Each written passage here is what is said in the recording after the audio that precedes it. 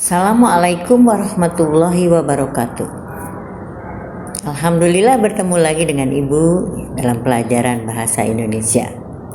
Hari ini Ibu ingin mempertegas pentingnya kumpulan sinopsis dalam pelajaran bahasa Indonesia. Sebelum memulai, mari kita mengucapkan Bismillahirrahmanirrahim. 3 pertanyaan yang muncul dalam pikiran penyusun ketika akan memulai pekerjaan ini, yaitu apakah kumpulan sinopsis fiksi memang diperlukan. Yang kedua, fiksi mana saja yang akan dibuatkan sinopsisnya.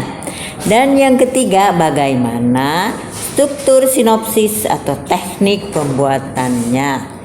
Setelah didiskusikan dengan para pengajar bahasa Indonesia, himpunan sinopsis beberapa fiksi Indonesia memang diperlukan, terutama oleh guru bahasa Indonesia, karena guru bahasa Indonesia merupakan motivator pertama dan utama siswa dalam membaca bagi siswa.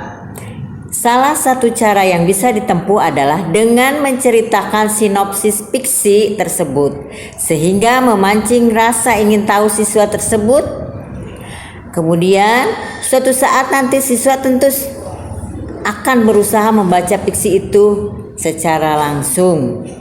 Keraguan dan kekurangan tertarikan siswa untuk membaca fiksi barangkali disebabkan tidak mengenal sedikit pun cerita itu. Pedoman utama pemilihan fiksi adalah fiksi-fiksi yang dicantumkan dalam kurikulum pengajaran bahasa dan sastra Indonesia di sekolah SMA. Sinopsis pertama yang akan Ibu bacakan yaitu tentang Pada Sebuah Kapal. Judulnya dibuat atau siapa penulisnya adalah N. Hadini ya. N. Hadini itu sangat terkenal penulis pada zamannya ya. N. Hadini, penerbit PT Gramedia Jakarta, cetakan kedua tahun 1988, 350 halaman. Ibu akan membacakan bagian ke-1 ya. Penari. Aku, Sri, dilahirkan dan dibesarkan di lingkungan keluarga yang keras dan penuh tata krama. Ibuku yang baik hati memang telah mendidikku sebagai anak yang selalu tahu sopan santun dan tidak pernah membantah pada orang tua. Apalagi ayahku merupakan seorang seniman di bidang melukis.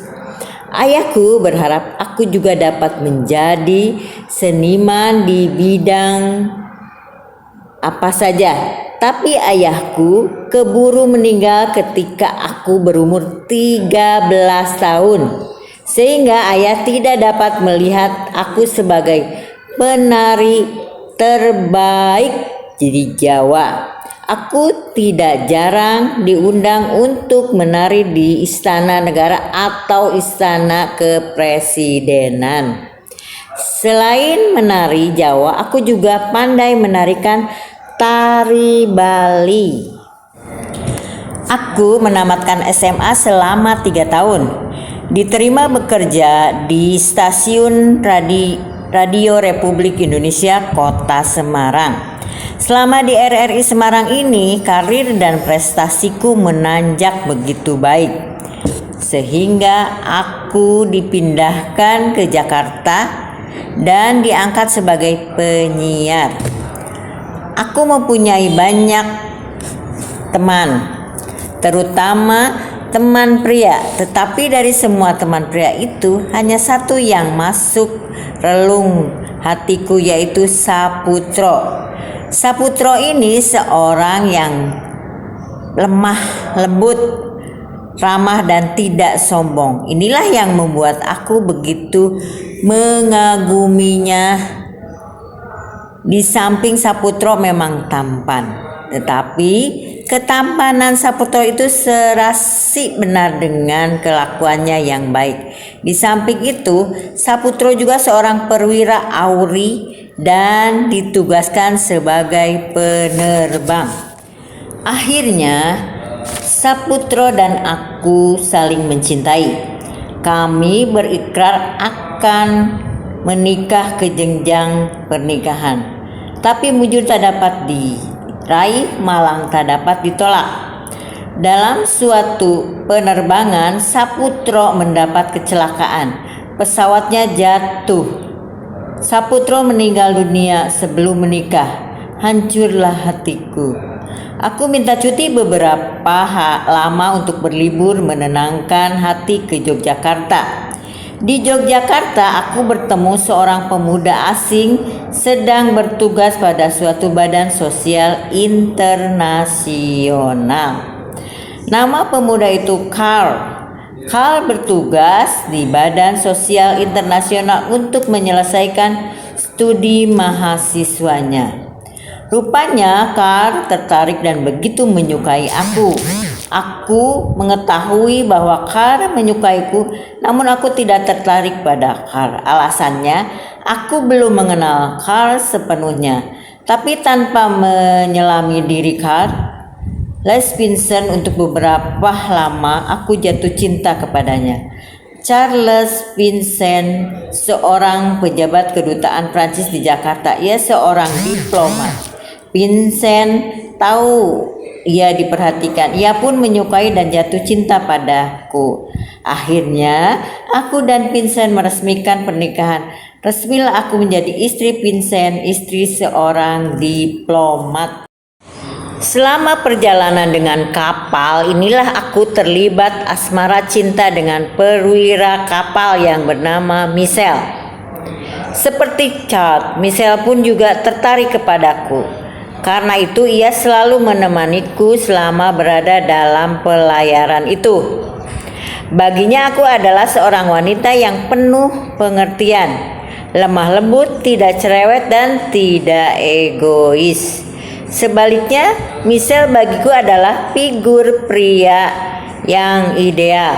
Karena di samping tampan, Michelle juga tidak kasar, tidak pemarah, tidak egois, tidak keras dan selalu merendahkan diri, tidak ingin dipuji-puji.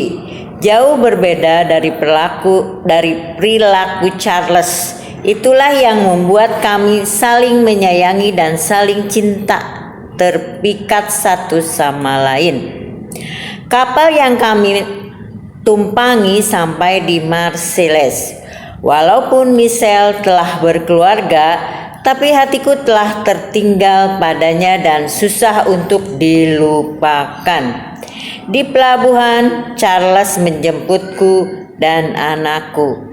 Tapi begitu melihat suamiku, aku merasa Charles begitu angkuh dan congkak, sehingga aku merasa jijik melihat suamiku.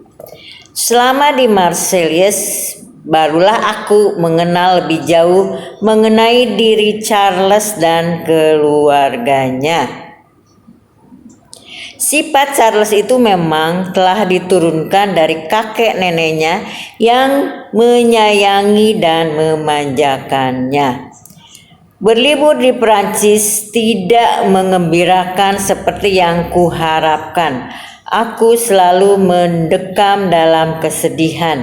Akibat perlakuan dari Charles, segala sesuatu yang sedikit selalu panjang masalahnya bagi Charles.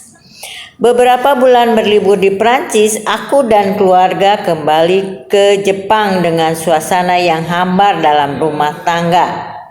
Suasana di rumah kami tak terkendalikan lagi dan semakin panas. Segala sesuatu yang kukerjakan dan kulakukan selalu serba salah di mata Charles. Charles menganggap bahwa aku tidak becus dalam mengurus rumah tangga. Jika ada sesuatu yang tidak berkenan di hatinya, selalu ia menghina. Demikianlah pembacaan sinopsis pada sebuah kapal. Itu adalah bagian yang pertama adalah penari. Nanti akan dilanjutkan lagi di bagian kedua yaitu pelaut ya. Mudah-mudahan bermanfaat dan kita suka mendengarkan pembacaan dari Pada Sebuah Kapal karya N. Hadini. Terima kasih.